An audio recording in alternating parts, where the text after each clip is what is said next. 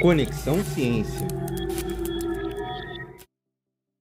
Olá, eu sou a professora Eliane Albuquerque, do DBC na UEM, e eu faço parte do projeto de extensão Doutor Genética.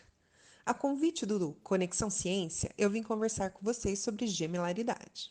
Todos nós somos seres humanos, portanto, nosso genoma, que é o conjunto do nosso DNA, ele é o mesmo. Mas se ele é o mesmo, por que nós somos diferentes? Uns mais altos, outros mais baixos, cores diferentes, formatos de rostos diferentes. A verdade é que temos 99% de similaridade entre o nosso material genético. O 1% restante é o que nos faz únicos.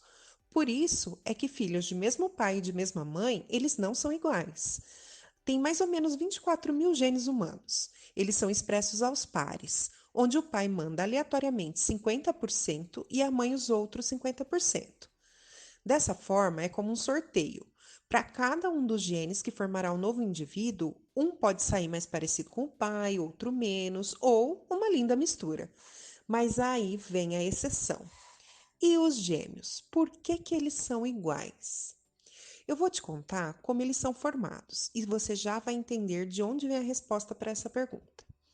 O material genético dos pais, ele é enviado aos filhos pelos gametas, que são os óvulos nas mulheres e os espermatozoides nos homens.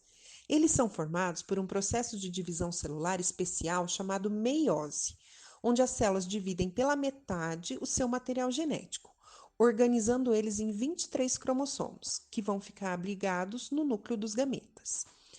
Quando ocorre a relação sexual, o homem manda os seus espermatozoides ao encontro do óvulo, e quando ocorre a fecundação, acontece justamente a fusão desses núcleos, do espermatozoide e do óvulo. Dessa forma, o novo ser terá 46 cromossomos, com metade de cada genitor combinados em uma única célula.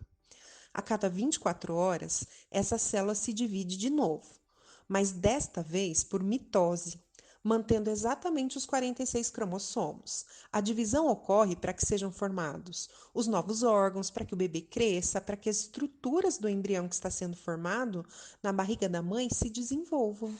E onde que entram os gêmeos em tudo isso? Existem dois tipos deles.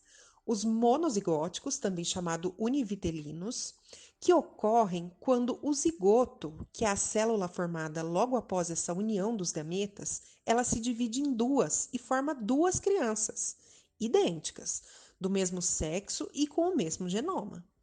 Elas podem ou não dividir a mesma placenta e o cordão umbilical. Eles são os verdadeiros clones naturais.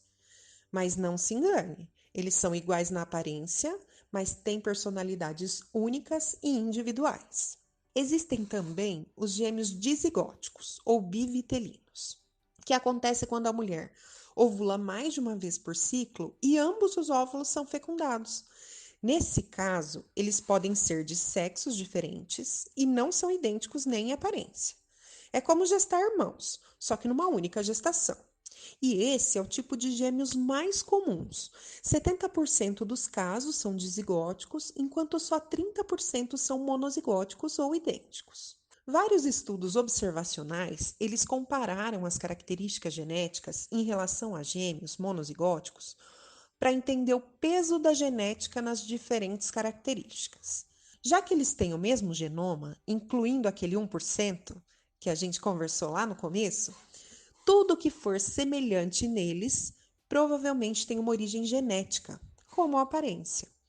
E o que diferir, como traços da personalidade, deve ser influenciado pelo ambiente, já que o genoma é o mesmo.